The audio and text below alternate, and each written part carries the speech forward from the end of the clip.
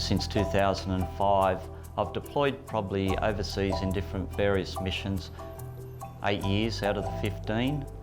I'm currently in an advisory role, which is a capacity development role, dealing with the Criminal Investigations Unit based in Port Moresby, but also deals with the provincial areas of PNG as well.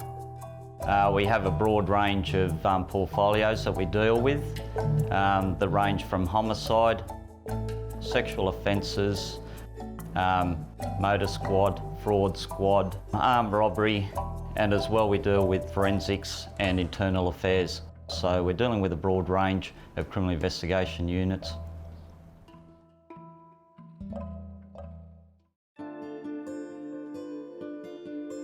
Initially, once the COVID pandemic was worldwide, here in Papua New Guinea they initiated a response within the particular area around Baroko where we were based.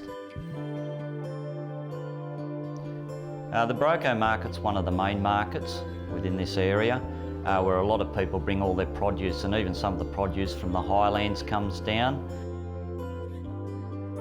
Patrolling through the markets and all that. They were done on a daily basis when the COVID operation first started here in PNG, and they were more of a proactive reassurance patrol.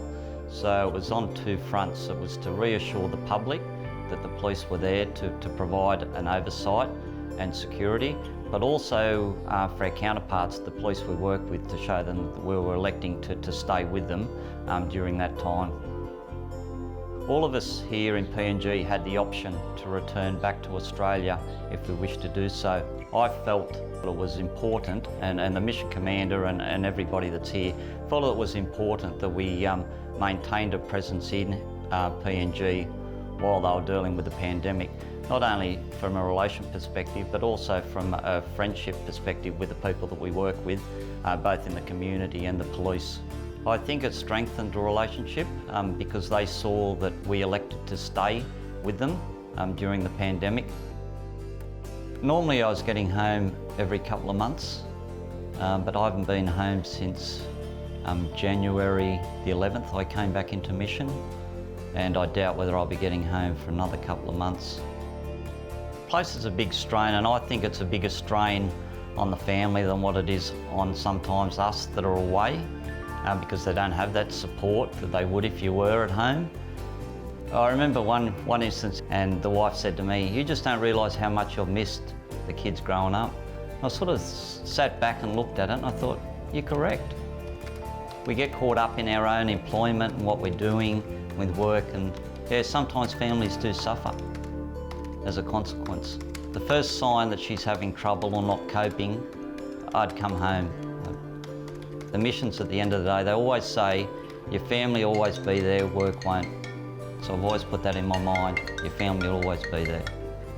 Hey darling, you got Nayana down the beach, have you? How does she like the water? And she looks like she wants to jump in and have a swim. Maybe a little bit too early yet. Because I've been on a lot of deployments, I think emotionally you adapt to the situation that you're in. Yes, it is hard. Obviously I look at it from a policing perspective that people see you as the supporting mechanism to get through difficult situations. So if the police can't cope with the situations, who's going to cope with it? And that's just been my coping mechanism throughout my whole police career. Oh, I'd love to be on overseas deployments for the rest of my career. I just love the different cultures and the relationships you can build, the different operating environments, plus the broad range of experience that you get here that you wouldn't get back in your policing environment back home.